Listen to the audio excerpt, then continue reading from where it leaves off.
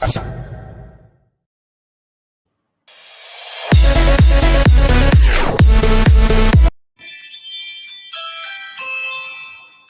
sorry, we're live. Someone's ringing my doorbell. Let's see. This could be interesting. What's up, everybody? Facebook, Staten Island, the world, welcoming each and every one of you. Oh, look at this. The exterminator is at my house. This is a good one. We'll get back to that. So I want to welcome everybody to Midday with Moss. Today we have an amazing show in store for you. We have someone very near and dear to my heart, a person that I met, and we'll talk about it as a business transaction and became a very, very, very close friend, and I consider him family, which is Mr. James Thomson, Esquire. But before we bring on Jimmy, I'd like to bring on my co-host, Mike, the head geek of Techie Geek Bloomfield. Mikey, where?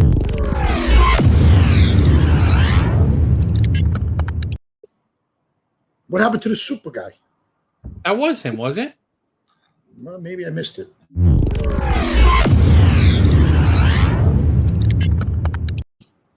Oh, okay. It was, you're right. I apologize.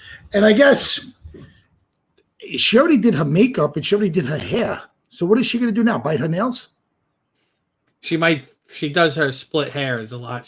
The dead end. She gets rid of. Right. The lovely Christina. I really got fixed. She's doing this. Oh, hey guys, I'm here. Good afternoon. So I'm actually going to jump off for like 5 minutes. I gotta get Jimmy scheduled to go somewhere really quick.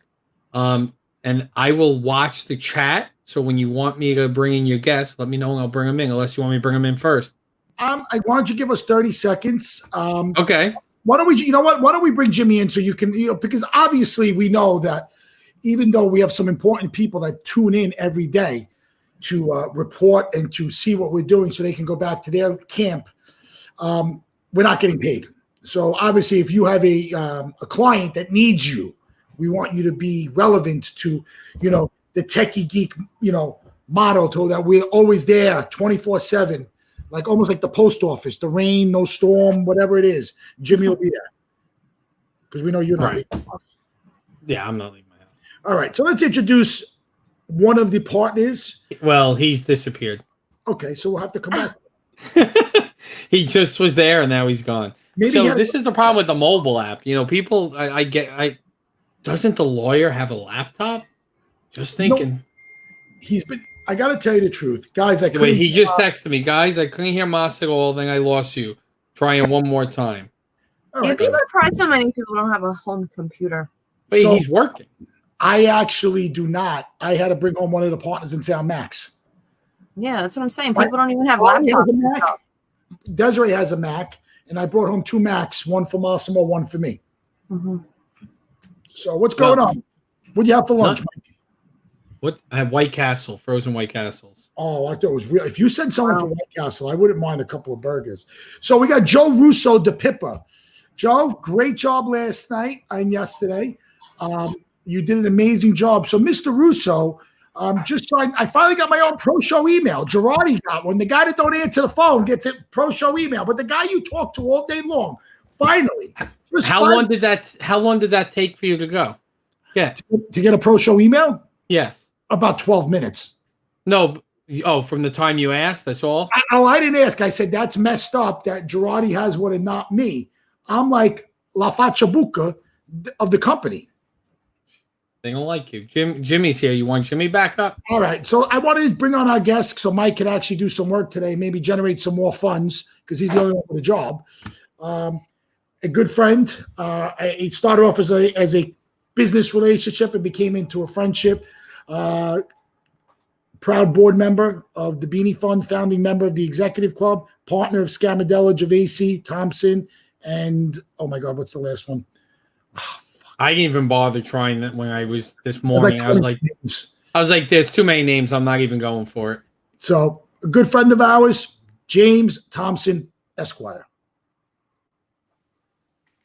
What's going on, gentlemen? Can you hear me this time? Yes. We hear you. Can you hear Moss? All right, good. I can hear Moss now. This is perfect. So, Jimmy, I forgot one of your partners' names. I can't think of which one. All right. So Do you we'll remember your do- partner's names? No, we will. So let's see. We'll do some firm history here.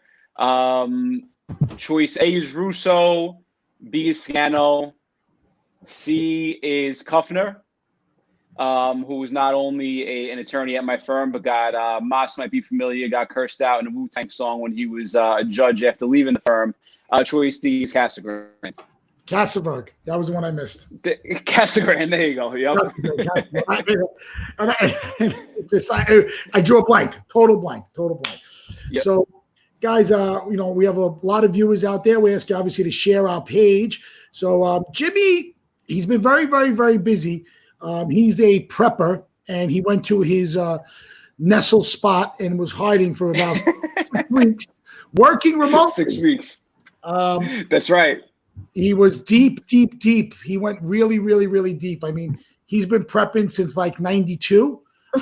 He went to the bunker, and all of a sudden, it was like, Jimmy, what's up? And he the light came over his head, and he's like, I'm in an undisclosed location, but I'm here for you if you need me. All right, Jim. So what's up, buddy? Yeah, no, pretty much. Good. So Mas is correct. We, my wife and I had our third child 8 weeks ago now. So the second week he was born, my oldest, who is 3, had strep throat. My wife was home with the 3 kids. The following week, my schedule was pretty clear. I'm able to work remotely from the house in New Hampshire. So I said, why don't we shoot up to New Hampshire, change the scenery? It was that week, March, I guess 8th to 12th, where COVID hadn't really taken the hold it has now. It was more along the lines of Mas, and you might have been dealing with this too as a business owner. Say one of our employees, family members, was at a location where somebody had it. Do we, quarantine the person, do we, whatever, but restaurants were still open, things were still operating. We figured before it gets really bad, let's, take the time my wife's off, go to New Hampshire and go to a place where we can get around, take the kids somewhere.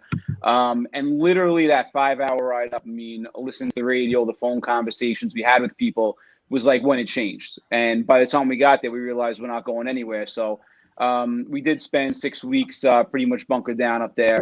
Wow. Way different atmosphere. Things were shut down. Obviously, restaurants are shut down. It's a vacation town. They were looking to keep people like me out of there and make sure that we don't come up there and flood the place and overwhelm the healthcare system if the spread starts to grow.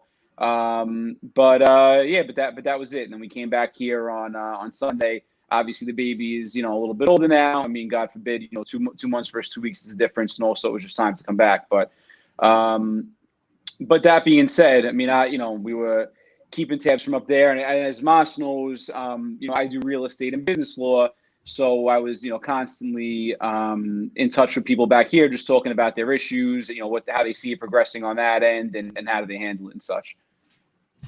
So the real question is, did you want to kill Riley, or did Riley want to kill you? Hey, listen, I'm the one that's on here, right? I get to have to say. We did all right. There were our moments. There were definitely times where it was like you had to drive out of the store to pick something up, and you look at each other like, do you get the 5-minute break? Do I get the 5-minute break? It was all good if the weather was nice. If the kids can go outside and jump around, everybody's happy. If we're locked in the house together, then everybody's going down together. So that was about it. Couldn't agree more. But yeah. Oh, so Riley Thompson, I'm on here too. So I gotta say that between you and Riley, she's watching, man. She definitely hit the lotto scoring Jim Thomson. Riley's a good guy. I love Riley, but she's still Jimmy's wife. She's not Riley. She's Jimmy's wife. I'm making my bet. I'm not going to see her for at least another 2-3 months. Hopefully she'll forget by the time we run in. But I love and talk about Jimmy's one of the founding members of the executive club. Obviously Jimmy and I know each other prior to that, and how Jimmy and I met was a great story between the Bob Scamardella and Bob Zarelli. 2 Bobs in a room, and we end up with a James and a Massimo. But we won't mention the other name who came before me. We'll be gentlemen about it, right?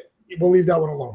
We'll leave that one alone. We'll leave that one alone. But yeah, so how Jimmy and I met, the Beanie Fund. Wow, women never forget, Moss. Riley, I love you. You know that, but I mean, the Costco trips. I mean, it's only going to get worse. Mas, she'll talk smack right now. You know that sometime late January, early February next year, when all this stuff is gone and the Beanie Bash is going on, you two guys are going to be out there dancing again. Like it's Dirty Dancing. I know. I have more pictures on my phone of you two dancing than me and her dancing. But yeah, so the way Jimmy and I met, so a few years back, I guess right around Hurricane Sandy was probably about the time. Yes. Yep. That's right. It's about 7 years ago now, right? We needed legal counsel for the Beanie Fund. Bob Zarelli, who's probably an amazing philanthropist on Staten Island, well-respected, was good friends with Bob Scarmadello, who's one of the original name partners of Jimmy's firm. And Bob goes, we're going to go see Bobby. And we walk in, and there's, Jimmy Thomson, all of like 30 years old, Massimo Dodano, all of 30 years old. And we lost Jimmy, but I'll just keep telling the story. And it was really amazing because Bob was just like started talking and it was like an arranged marriage. Is he coming back, Mike? Or we lost him? So I'll just keep telling the story. So Jimmy and I are in a room like having an arranged marriage, and James, Bob Zarelli and Bob Scarmadella are like, Moss meet Jimmy, Jimmy meet Moss. Yeah, we're both old and we're done with this. You guys in the future, you figure it out. And that's kind of how it went down. Jimmy, hold on, we lost you. You could probably hear us, but we can't hear you. He should probably log out and log back in, right, Mike? Yeah, if that's. See, so our good friend Jimmy Thomson is hiding in the attic at his house to stay away from Riley. Anyone that really knows Riley, you can't really blame James for trying to keep his distance, But she's all loving, and as soon as you turn you around, boom, she just cracks you. Riley, is that about right? But he's back. We good? No, he's not. Yeah, now we are. Do you not have a laptop? I do. Does it have a microphone? Yeah, most laptops tend to. Yeah. Does it have a camera? It definitely has a camera, but I was messing around with it before. It didn't look like it was too sharp. I don't know if it's non-HD. I don't know, Mike. I'm not the best with this stuff. I should have called you before. I should have called you before and asked you instead of just pulling out the old laptop I have that I know that you didn't get from me. I know it's my fault. But oh wait, you don't have it. How are you? You guys are working remote, right? Yes, yeah. I have a desktop. I have the actually have the triple screen. I just work better off that. Oh, you brought it. You brought the actual desktop home with you, or you have that set up in your home office? I have that set up in my home office. So I work whenever I work here. I like to work off of that. But yeah. So no, I know. Mas was telling the story of how it all started. Did you mention the? I missed. Did you mention the event that it was for, Mas? Well, it started with Heart for Jake. I didn't get into that, but I kind of remember like it was yesterday. Like it was like an arranged marriage. It was like Bob and me and you, and it was like, oh yeah, you guys have to work with each other now on. And he's gone. I think it's probably Riley.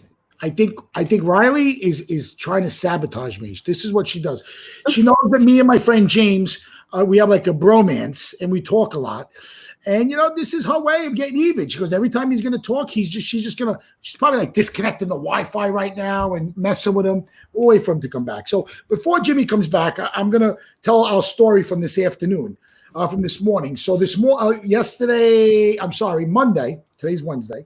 Monday, I received a email, and the email was that a firehouse in Manhattan needed some PPE. They needed some stuff for the first responders, some masks and stuff. So I said, absolutely. So we had some mutual friends. He wound up coming here, and when he came here, he told me what firehouse he's from. And I said to him, wow, that's amazing that you're from Ladder 4. So what a lot of people don't know is that Ladder 4 is, so I talk about our fire truck and our fleet. And this is where I was going with this morning, Mike, until you were like, I'm bored. I didn't say anything. So the fire truck that was given to us last year by a gentleman that just got too old to maintain it out in Pennsylvania was dedicated to a firefighter that was killed on September 11th, firefighter Olson, and he worked out a ladder 4. And when this lieutenant, I believe he was a lieutenant, came to our office this morning, we were talking this and that. And I said, wait a second, ladder 4. And I said, is this your firehouse? And I took out a picture of the fire truck in front of his firehouse. He goes, yeah. He goes, how do you have that fire truck? So that's why I was off the show solo. But it's just funny. Out of the tens of thousands of firemen in the city that needed, some PPE, a fireman comes in that has a connection to the Beanie Fund through a fire truck that was given to us. I thought it was kind of cool. That's cool. Coincidental. Did you brought him up? Was that who you was showing the live feed? Because I saw a guy walking behind your desk at that point. So when he got here, he's been on the job before 9/11. So in my office, like I showed Tom, I have some 9/11 steel. I have just a lot of different things here. So I people that are on the job would appreciate that. So I showed him a little dedication in the corner to my father-in-law. So it was definitely, it was pretty, he was intrigued. And then I started showing him all the pictures of the fire truck. And he goes, oh my God, that guy still works here. That guy still works for me. It was pretty cool. That's cool. So what else? Jimmy texted me. He's trying to get his laptop to see if he can get reconnected from the laptop. But you have a lot of bromances. You got Jimmy bromance. You romancing with Tommy from the other. What's up with this? Something you want to tell us? I'm not trying to say nothing. All I'm saying is that I like to be friendly. I am a friendly person. I like to talk. I like to really get to know people. And like, if you're my friend, if you're in the circle of trust. If you're in the circle, you're in my circle. I'm your guy and you're my guy, Chris. So. What would you think? But you know what I mean, in a different way. What would you think people would think of you as a first impression?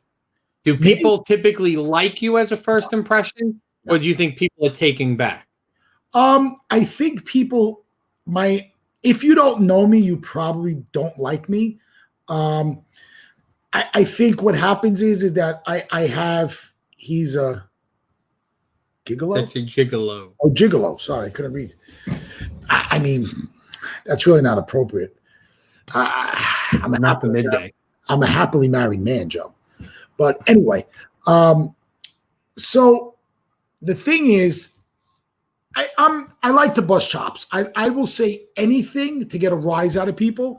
I am a huge ball breaker, and some people might take it until. They might be like, oh, I can't believe he said that, or that kid's a jerk, or that kid's this, or that kid's that. And that's fine. I mean, I just try to be funny, and I think people just take it the wrong way. And then once you get to know me, you probably like me. And if you don't, I really don't care. Yeah. See, I that's why we are similar, because I do like to get a rise out of people, and I like to instigate, as we all know. Christine, would that be true? No, but I think though, as first impressions, where you might come off obnoxious, I come off as like that guy's a loser until they realize like I'm funny, like you come off pompous, like very like I know everything. I don't consider you like. And I'm the first person to tell people I don't know shit. But Mike, but just unfortunately, it's the way you carry yourself. It's the way I carry myself. Like to me, I mean, in my line of work. Not everybody can get on a microphone in front of 100 people or 100,000 people and not affect them. It has no bearing on my life to get on a stage. And if it's 5 people or 5 million, the more the merrier. Where some people be like, hey, I can't do it. You need a certain type of toughness. But I just imagine everyone naked. I imagine you naked. Sorry. I'm joking. Christina she just sits there stone cold. She's like, maybe she's imagining me and you naked, Mike. Nope.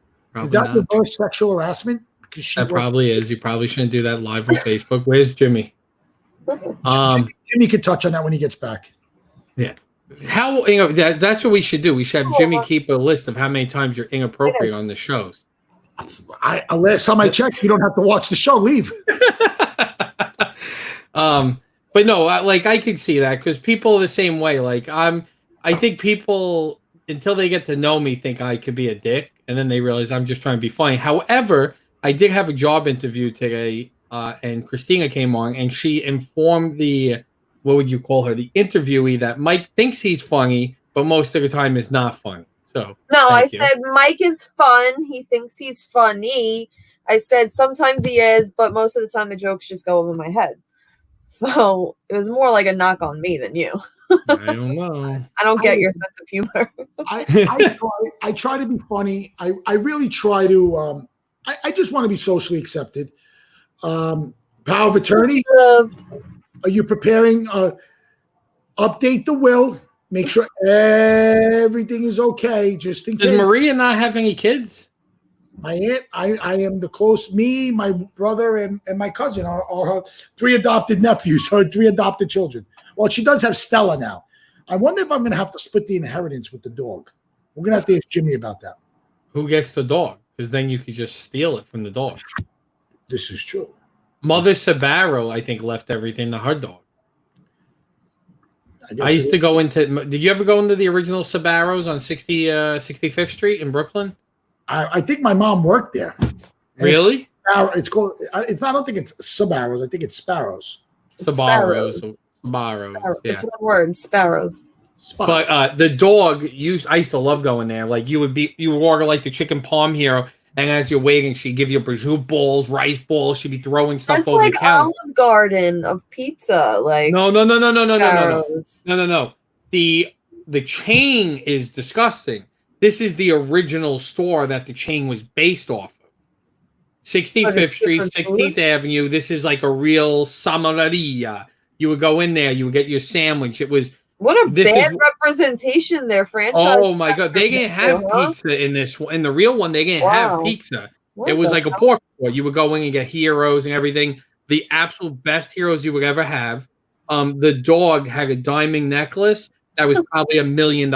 Like the dog would just sit on the mother Sabaro. She would have her desk, and the dog would sit on the desk, and she would give you. It was so good. Yeah, the chain sucks. The original is the best. Was the best. That's been gone for probably 20 years now. PPE people are calling. I need to take this. I'm sorry. All right, great. We'll see you. Hello. Guess what? It's a midday takeover with Mike. No, the chain sucks. The original one is amazing. So, someone joined. Let's see. Jimmy looks like he's back. Hold on. I remember when I used to work in the Woodbridge Mall, I would have the Sparrows pizza there, and it was always like so expensive for the worst pizza. It was like, vile. Hello, Jimmy. Am I back? Yeah, and you have a mic. We're good. And I have a mic. Look at that. I love a little bit like a robot. 2 seconds of advice from Techie Geek and okay, hold on. See what happens. Oh, don't worry, I'll bill you. Share screen. Let me share this. So yeah, that was Mother Sabaro. That was in the pork store. Wait, is this me or is it you guys? I can't hear a thing. Really? Everyone sounds like a robot. Yeah. That's weird. That's you. Let me leave and come back. Don't embarrass us. Oh, God. Have you ever had the original Sabaros? The original. What's the original? 65th Street in Brooklyn. Like, no. Not the chain. The chain is disgusting. Right. The original Sabaro, 65th Street, Mama Sabaros. This was the original. Is it still there? No, it's now a sushi place. It's been a sushi place for probably 20 years now. I have not. I didn't even know that there was like an original good Sabaros. I thought that was just like the place that, if you were at a truck stop and like you really wanted pizza and it wasn't going to be like terrible, just pretty bad. That's so sad. Yeah. So we need to figure out if this is like the stream sounding like this or if it's just you. If it's what, because it still is doing this, and I don't know. If anyone in the comments can tell us if we sound like robots, if it's jumping like weird, because the sound is horrible on my end when you guys are talking. I'll just play on my end. Hold on. If it's what, because it still is doing this, and I don't know. Sounds fine. If anyone in the comments can tell us if we sound like robots, if it's jumping like weird, because the sound is horrible on my. Yeah, it sounds fine on Facebook. I just listened. All right, it's so weird over here. All right, whatever. for the IT company. So yeah, the original, that's like the original Mama Sabaro, and that was like the sandwich shop. I think Moss is ready. I think he might be laying down. Hold on, Moss, are you there? Oh, I just saw an arm. Okay. So Mike, you've been there? Yeah. So my grandparents used to live 2 blocks from there. So this was on 65th and 17th Avenue in Bensonhurst. So that's where my dad, like growing up, he would always eat. So, and then me growing up, I would always go the best chicken palm heroes, prosciutto balls, rice balls. While you would order a chicken palm hero, and she would throw you rice balls and prosciutto balls to eat while you're there that were fresh out of the oven and the fryer and everything. So was she was she associated with the chain, or was she just the inspiration? Those were her kids, I believe. So they took it and franchised it and made it a chain of disgustingness.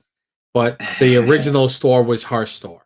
It's somewhat similar. Have you ever been to Jersey Mike's, the one in Neptune?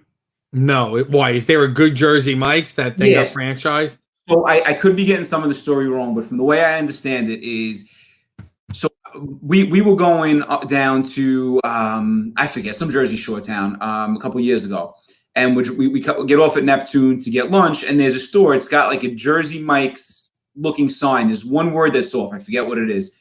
And, whatever, we'll go in there and get a sandwich. We walk in, it's totally different. It's like fresh subs, not like Jersey Mike's. And I was talking to the guy behind the counter, and he told me what happened was at one point there were 2 partners. One guy wanted to go big in franchise. One guy didn't want to be bothered. So they split it apart. And I guess they had 2 stores at that point. And obviously one guy took and made it a huge chain. And the other guy, he's got his one sandwich shop now. And that's it. But I mean, obviously it's a single spot. The sandwich is better. Yeah. So yeah, because Jersey Mike's I don't really like, but the original place is probably amazing. Yeah. And that was the thing. Like I just went on the Behind the Slice, get the story of Mother Sabaro. And it's like in 1956, Carmelo and Gennaro Sabaro opened the doors to the Italian Samaria in Brooklyn.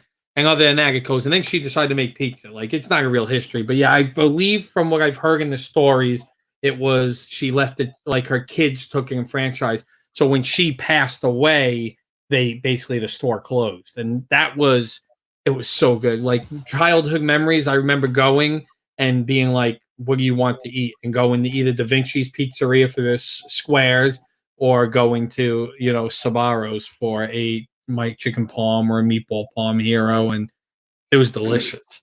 So it's very disappointing to know how bad the chain is. Yeah.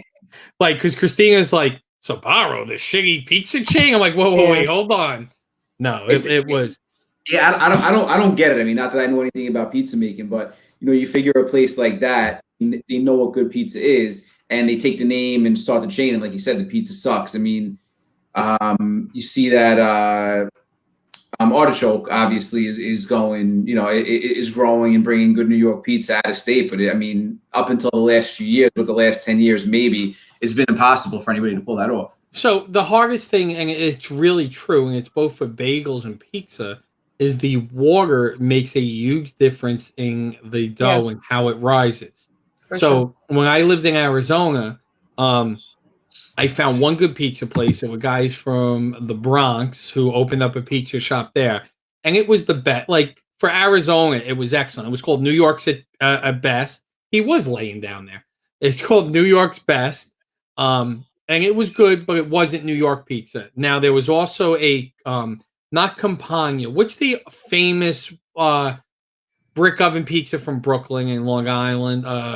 They're all over Grimaldi's. They're all over Arizona. Grimaldi's. So we had a Grimaldi's in Arizona, the brick oven. It was excellent. They shipped the water from New York to Arizona. They had water tanks come every week.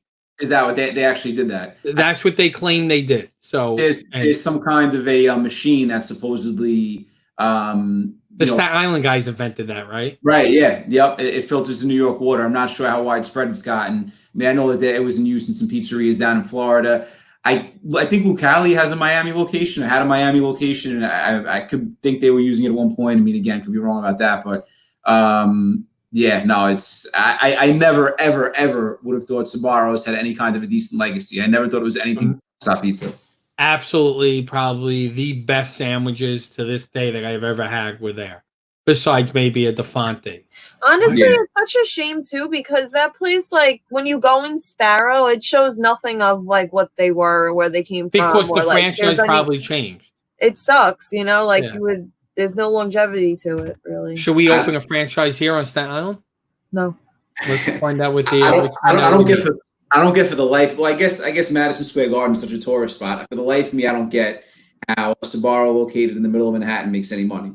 I mean, you want to. And it probably does because it's makes tourist traffic all the time. Because it's right in Times Square, so it's just people need something fast and quick and semi-cheap. You go there, you get a $5 slice of pizza. Like, but even like the Olive Garden in Times Square is packed. Yeah.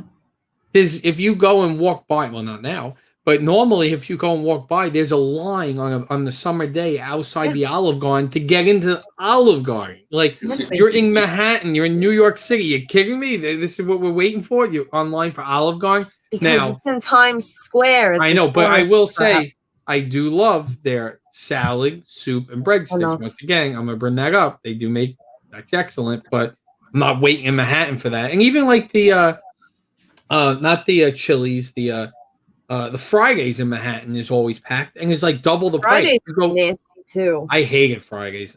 You like Fridays? Fridays is right next to Rock Center, right? Yeah. Yeah, no, I haven't. I can't tell you the last time I've been there. It's got to be 20 years. Gross. It finally closed down here. Yeah.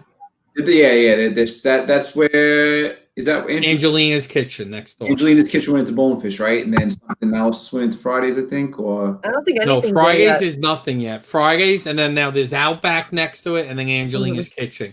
Angelina's Kitchen, I think, was Bonefish Grill at one point. Yeah. Yeah. Carrabba's used to be there too, right? Yeah. Carrabba's, yes. Now Carrabba's. That's another Italian joint. Is absolutely like honestly, like in terms of taste of food, actually had a decent taste. However, you would burp it up for the next weekend. That's that processed shit. Yeah, if you live in Aurora Town, only chain stores exist due to tourist. Yeah, familiar option. My wife and I, we used to go to sometimes runs, half marathons, stuff like that out of state. And if we were looking for pasta the night before and there was a Carrabba's around, it's like, all right, you know what you're getting. I mean, like it's not the best, but it's not the worst. But not something that you go around here, I don't think. Right. You know, it's a good chain actually, though, that I haven't been since I moved back to New York. But I used to get in Arizona all the time and like Florida. Maggiano's. I never heard of it. It's a family style Italian restaurant, but it's a chain. So similar like the Carmine's in Atlantic City, you know, where it's all family style. Yeah. But it's actually, they have a lot of good stuff. Again, the thing you learn, right, is you avoid the red sauce. You don't go for a marinara or a meat sauce. You go more like your fettuccine alfredos, your vodka sauces, that type of thing are usually going to be better at a non-traditional Staten Island, New York-based Italian restaurant. 100%. For people like us who are used to something good, no doubt about it. Yeah. I try to avoid Italian altogether when I'm out of state. I mean, it's just a place that's like highly recommended. First of all, it's not going to compare. And when we were up in New Hampshire for the past 6 weeks, we were thinking the last couple of nights, what do we get? And Riley mentioned pasta. I'm like, there's no way I'm getting pasta in New Hampshire. We'll go back to Staten Island because that's like half the places you can order from. Is that why you came back? You wanted Italian food? You had Italian food, yeah. Yep. The pizza from Melicoia Grill was right. I have to admit, but no, that was it. Came back. You were up there for a few weeks, right? 6 weeks, yeah. What made you come back? It was just time. I mean, we had my son's 2-month appointment. They wanted us back for that, so that was sort of a date that ticked it. But it was just getting time to come back and settle in and catch up on everything around here. But it was interesting. You know, I've never worked. I can work remotely. I mean, at this point, a lot of my clients, mostly being on the commercial side, they'll do mostly everything by email, by phone. I mean, their time is money, so they're keeping it moving. But being forced for 6 weeks, as I'm sure a lot of us have, it definitely taught me some things I can use going forward. It was interesting. Yeah, it definitely is. And then you're doing, what do you use for DocuSign? Do you use DocuSign, Adobe Sign for DocuSign or Adobe Sign? Even anything with an audit. anything that works, and even for certain clients, depending on the document. Mike, I'm sure you might deal with this sometimes, but if people aren't tech savvy at all, I mean, even the scan feature on a phone or something like that, just so you're not dealing with a picture of a document. But for official stuff, yes, it's got to have some kind of a stamp with proof on it. Right. Dave wants to know, if a place is open and lets customers in, should they be able to let you use the bathroom? I don't think that. I think right now, no. Why you want less people touching everything? If it's an emergency, I know Country Donuts though is allowing first responders to use their bathroom, but not everyone else right now. So, is there any legality of that, Jay? I mean, I can't say I'm aware specifically of bathroom. I mean, if it's an essential business, I would think that it's exactly what you said. That people are being encouraged just to be smart about how they operate. And if somebody absolutely has to use the restroom, I doubt that someone's going to deny them. But at the same time, it can't be the open door policy. I mean, that's just a horrible, horrible setup to spread things around. A lot of stores have signs on the door now that bathrooms not open to the public and stuff. But I know that it was like a rule that if you serve food, you have to have a public restroom available. That's in normal times. I don't know if you have to do it. So how does that change now? I guess because no one's eating in store, you can't just pick up food and use the bathroom. You're gonna take out and delivery, right? Technically, you can't. I mean, people can't sit down and eat. So, I mean, I think it's just sort of like really. I mean, just pick up and run. I had a pee. Stopped at 5 gas stations. They all told me no. That you write your name on the wall, like in Big Dad. Just pee on the side of the building. David, go behind the gas station. That's the answer. Yep. Right. So what else is going on, Jimmy? How's life? Not bad. How about you? Living a dream. We're just so busy here at Partners in Sound. So many parties going on. Event after event, huh? Is that sarcasm? No, it's been The first few weeks, it was just phone call after phone call with people adjusting to it. Now I think the last few, I mean, at least on the stuff that I'm dealing with, which is a lot of real estate deals and business questions, is people getting away from the initial shock and adjusting to the longevity of it. And I think that's what we're all struggling with now, right? I mean, how long is this going to go on, and what's the impact for as long as it goes on? I mean, for a company like Moss, I mean, when people start events, I mean, what amount of your normal volume are you going to be seeing? I mean, over the next 6 to 8 months, and then even longer than that. So that's the stuff that we're sort of looking at right now. So, and like we've had this conversation, with Moss, it's basically changing, right? It's you're going to have to change and adapt. I'm trying to find something to show Moss here. And I kind of brought this up to you, Moss, as like an idea, and I know you didn't really like it, but it might be the wave of the future. So right now there is a marketing person in the IT world called Robin Robbins. So she has her boot camp going on right now, and it's virtual. So just to give you an idea, she obviously worked with a firm that's set up, and they're practicing social distancing. Now the event is on a virtual platform called the 6 Connects. I don't know if you're familiar with that, Moss. And it's used by the big boys, and they actually are doing virtual trade shows and summits. It's a lot more than a webinar, to the point she has another video with one of her vendors. When you go to speak to a vendor, you're actually talking to the vendor like live in Zoom, like you're having a face-to-face conversation. So you're like, it's almost like you're walking around the virtual event booth. And then when you want to talk to them, you say, I want to talk to that vendor, and it puts you in hold, and then it sets up a Zoom session with that vendor. So all the vendors are basically remote, and they're doing this virtual sessions, and they're doing keynotes, and they're doing a virtual, basically, boot camp with the schedules and different things. And it's interesting. I was supposed to go yesterday. I got busy. So it's a 4-day event she's doing. And there's content all 4 days. So tomorrow I'm probably going to go and do the expo walkthrough and talk to different vendors. But it's definitely changing, right? Who the hell would think you would ever do that? Yeah. I mean, again, guys, no disrespect to technology. No disrespect to what's going on in the world, but respectfully, the thought. I mean, right now it's a great temporary solution, but the thought that trade shows in the future all going to be virtual. No, That's I don't think so. Not But looking to replace. It's just looking to subside right now. that could be the next 6 months to a year, right? To a vaccine. People might not feel comfortable to travel domestically to a big conference. So to be able to put together big conferences with this band, my family and I are on a fucking plane to the Bahamas. Not fast enough.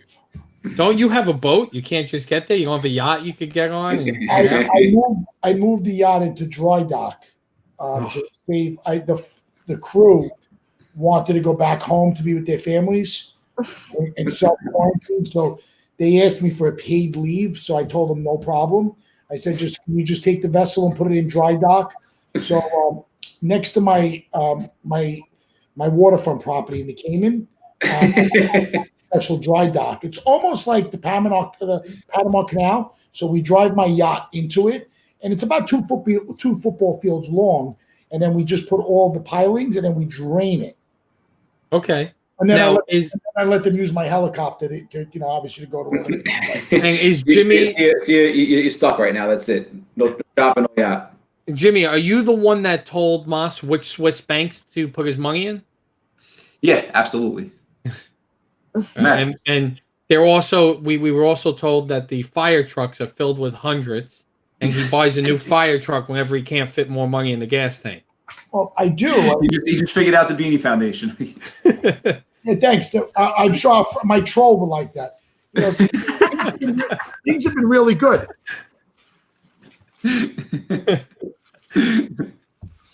Oh man. But yeah, no, the whole virtual. And Maria said the yacht is Celia's, but no, Maria, the owls are Celia's. The yacht is Massimo's. But yeah, virtual events, Moss, are definitely not. I don't think the wave of the future, but think of it this way too. A virtual event allows like a small business like me, maybe to do a trade show and reach a bigger region and a virtual event. So there is a potential ongoing need for that for small vendors and different things, because not everyone has the ability to put together a trade show in a Javits Center, a huge. Listen, the monetary aspect is so high, but can't wait for the day that I can, have an executive club meeting at the Hilton, or have a social, or go to a restaurant. I mean, I agree. I'm just tired. I'm tired of, I love you guys. I love doing this with you guys every day, but I just, No, people behave, but there's nothing like face to face. I mean, it's just Yeah. it can never be fully replaced. I agree with Mike that the tech can be used to expand things. I mean, I don't know, Mike, maybe if you go to a trade show and you want your whole team to be a part of a certain session, maybe, this becomes more of a culture where you can set it up remote, and now they're all in there and you're there physically. Right. You don't have to pay 10 flights, close the office. Right. You just, I think you're getting, without a doubt, different doors are going to open now. Different options are growing that can be used in the future to supplement being there hand to hand. And obviously, as business owners, we always have to look for the opportunity. Always have to look for the opportunity. In good times, bad, no matter what the circumstances. I mean, hopefully that's something good that grows out of it. But I don't know. I just, the question of course, remains. The question of course remains when. And I don't. Given the latest, that it seems like New York City, it looks likely that that around June 1st is the earliest, still open much up here. I just wonder how long people are going to sit tight, and they've been behaving well so far. No, they haven't. How much longer? Oh, you can see the pictures of Father Capodangle yesterday. Every Staten Islander was out on the boardwalk, and then they'll wonder why the cases will jump up. Nice days. It's popping. Listen, the bottom line is this, okay? Things are going to go back to normal. You heard it at some point. They're going to go back to normal. I think it's a miracle. It'll go down to zero. No, I'm going to be really. My opinion. Things are going to go back to normal. I think you are probably 7 to 10 days away. To people going, I'm not staying in my house no more. The only thing that we have going up right now is the fact that the weather's been terrible. As soon as you get some 70, 75-degree days, people are going to be like, whatever, I'm done. I had it. I think I had it. I want it. I don't care. It's just the Staten Island mentality. And basically, they have no other option. And yes, do the right thing, stay home. Mike, I know what you're going to say because I see it. You're festering. But for instance, why did we have to lock the door at Montalbano's? We had to lock the door because everybody knows you put a sign outside. It says 4 people in store only. As soon as we turned around, there was 10 people in the store. Excuse me, sir, can you wait outside? I'm not waiting outside. I've been coming here for 20 years. You know who I This am? virus don't affect me. You know, I don't give a shit if I got the Corona, Morona, Badona, whatever it's called. As he coughs on you. So what did they do? Store owners closed the doors. They locked their doors. So it's just Staten Island. I mean, unfortunately, it's not just Staten Island. It's just people are done. Jimmy, do you think we will see a surge in lawsuits as we come up? And what do you think will be the most popular? Yeah. Sue their IT guys for bad information. Anthony Girardi hates. Girardi, it's all going to you. It's all going directly to you. Look, right away, Girardi gets on and he's like, "The money is Jimmy billing us for this." I know. Before you answer that question, Mike, you had a very serious question about Anthony's heritage. I think he's Jewish. I think that's why he calls everyone rabbi. He might be a pocket, like a closet Jew. Coming from Mike Bloomfield. What did Sebastian say? Same tribe, different. So same organization, different department. I love that line. What do they have past a bagel with a smear and a lox? Nothing. All right, go ahead, answer, Jimmy. We'll bring the question back up for you. I really got to say that as all of us, we get involved in negotiations and back and forths, in business and such. And again, doing real estate and business transactions, I see a lot of that. I have to say that I've been heartened by the amount of clients that I've spoke with who are trying to do the right thing. Landlords who are, listen, if the tenant's going through real tough times, they're trying to help them out. If a tenant's just trying to beat them and take advantage of the situation, it's a different story. But, lawsuits by their nature being two parties going head to head, I do think that people are trying to work it out, maybe more than they would under normal circumstances. I do think people are sensitive to the fact that we're all in this together. That being said, is there going to be an uptick? Absolutely. There are going, I'm sure people are going to look to break contracts. I mean, that one's easy. I think the biggest question that I know a lot of lawyers are considering is what special rules are going to come out because of COVID. How are the courts going to look at it? I think we all agree that generally speaking, courts, knowing that everybody got hurt here, are going to encourage people to work it out. But again, you have to see what special rules might come down to apply to COVID situations. If you look strictly at the box of landlord-tenant, which is something that is likely going to drive a lot of legal questions, there are some regulations being thrown around the city council and possibly up for vote this week that have included things going so far as allowing tenants who were impacted by COVID to not be evicted until April of next year. Which is, that it's just a lot to comprehend. And of course, I think almost anybody's going to say, by COVID. Then comes the question: can the city already being floated? Can the city pass those? Does that have to come from the state? Any laws that are passed, are they going to be appealed? And how does that affect all of the different suits that might connect to those laws and regulations? There's going to be a lot of lawsuits that come out of this. How those play out, I think, is to be determined. This isn't your garden variety call 6-12 months ago where a lawyer might be able to give you a more clear answer on, where you end up. The one that I see, am I going to get billed for these questions? Can you build them to Girardi? I'll build them. Everything's being billed to Anthony Girardi. So and Ma sent me a picture of him from his bar mitzvah. The one thing that we're seeing on a lot of IT forums and business owners discussing. So let's imagine I take my Jimmy, and send them out on a job site. and he's there fixing a computer, and he does what he needs to do, and he leaves, and it ends up he has coronavirus. Yep. And he didn't know, and spreads it to someone at my client.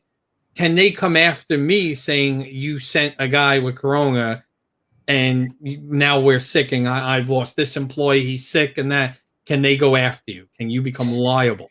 That's exactly. I don't know the answer to that. These are the types of things that Moss knows. I would say, let me buzz my partner Mike Gervasi, who handles all litigation, and get the answer back. But even in spite of that, I think those are the questions that ought to be determined. And I personally think that is going to. I think that's going to be something that a lot of business owners ask before they open back up. And I wonder if there is going to be some kind of an executive order that comes into play. And I mean, again, all these executive orders that are being issued, they could end up being challenged. I mean, the governor has certain power under these circumstances, but it's not completely unlimited.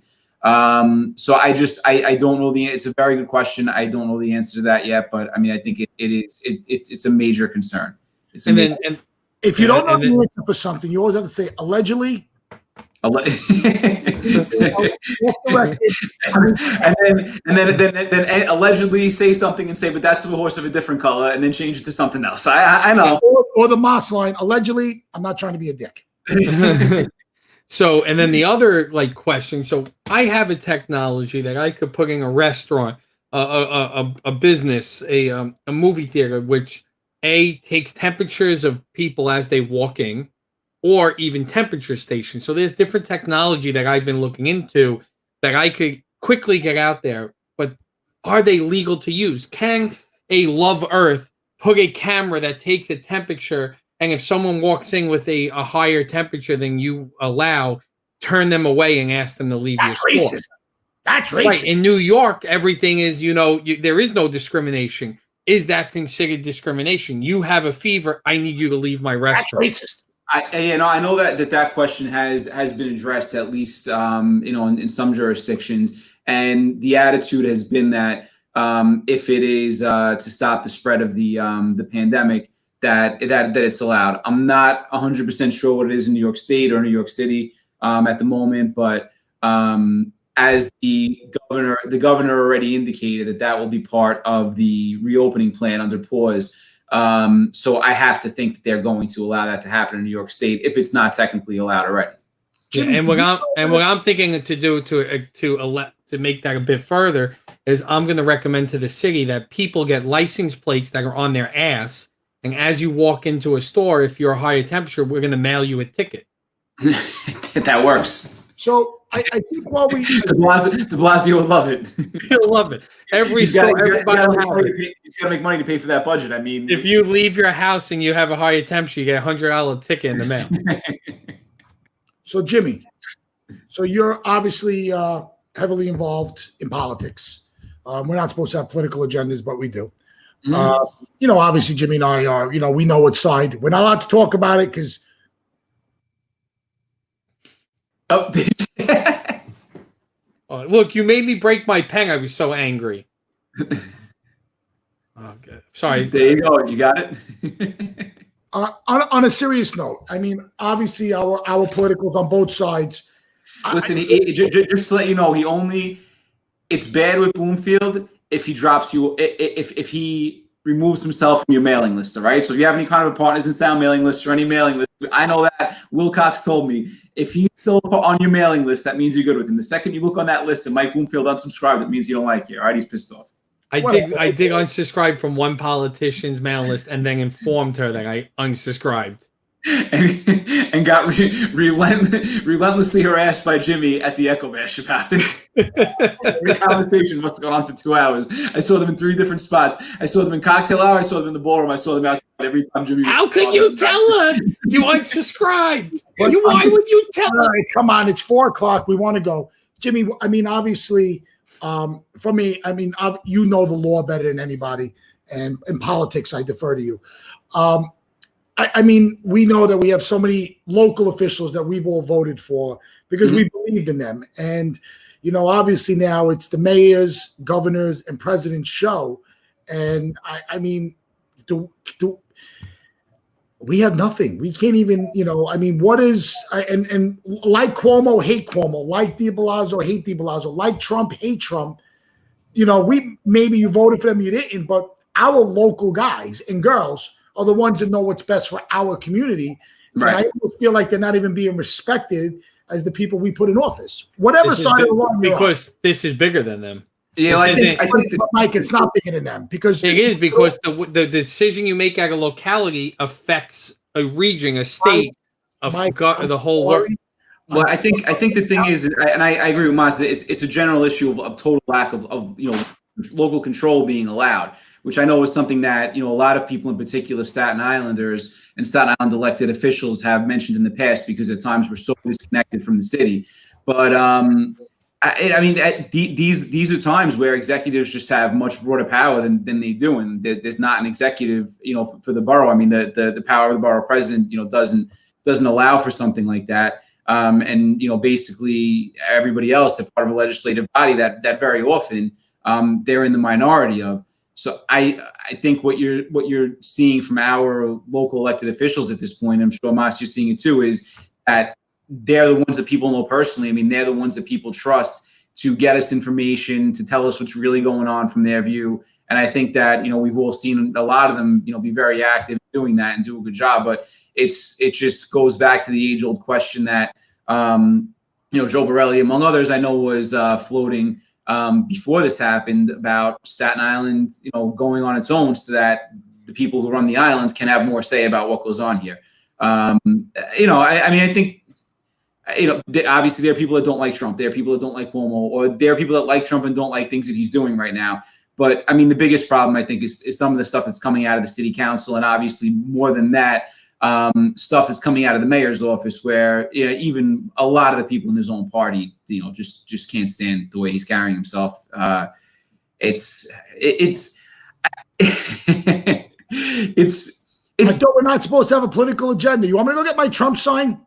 It's hard for like a high level politician, elected official, to screw up during something like this. In a way, I mean, this is like a golden opportunity. Just lead, just get things right, just like nail the basics. And I mean, this guy's even screwing this up. It's tough to watch. But wait, can you say that again? Say what? What you just said? I missed you. Who's screwing things up? Blasio.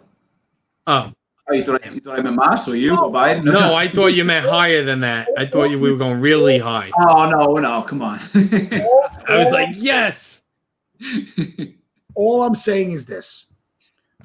I know that the Jimmy Ottos, the Nicole Melanotakises, the Joe Borellis, the Steve Mattios, the Debbie Roses, the Michael Cusacks, the Diane Savinos, the Mike Rileys, the Max Roses. They know what's best. You pronounced 7 out of those names right. 7 out of 9 of those names right. I'm very impressed, man. Which one did I say wrong? I think you called Nicole Maliotakis Andy Milanakis, and you called Mike Hughes. All right, it's close. All our locals, they know what's best for our local community. And that's all I'm trying to say, is that I just wish that our local people would just, I mean, at a minimum, have a voice. And I just feel that, the mayor, the governor don't even care about the people that know what's best. Like I look at everything like you're the owner of a company. Like, why do they do undercover boss? The stock boy does not report to the CEO, but the CEO needs to know what the problems are of the stock boy and everything up in the chain. And there's a chain of command. And, what's right for upstate may not be right for downstate. What's right for Manhattan may not be right for White Plains. What's right for Rochester may not be right for what's Staten Island. And that's why Cuomo said that the openings are going to be regional. They're not going to be statewide. It's going to be based on the region. But inside New York City, you have many different issues. There's a 500,000 people on Staten Island. There's 8 million people. How many millions of people in Manhattan? Yeah, but it doesn't matter. We have the highest. We have the highest rate per 100,000 in the city. Staten Island. Yes. Do you know why? Yeah, because we don't give a shit, most of us, and go out in Home Depot's packed, and we're smaller and better than everybody else. And we have a lot of first responders, yes. Yes. We do. We have a lot of first responders as well. But there's also plenty of people who think we're not a big city like Manhattan or Queens and the Brooklyn. Why do we have to be in? I want to go to the park. I want to do this. And we have the highest rate per 100,000. We at one point we had the highest. We might have the second now. It goes flipping back and forth. So we are affected by this.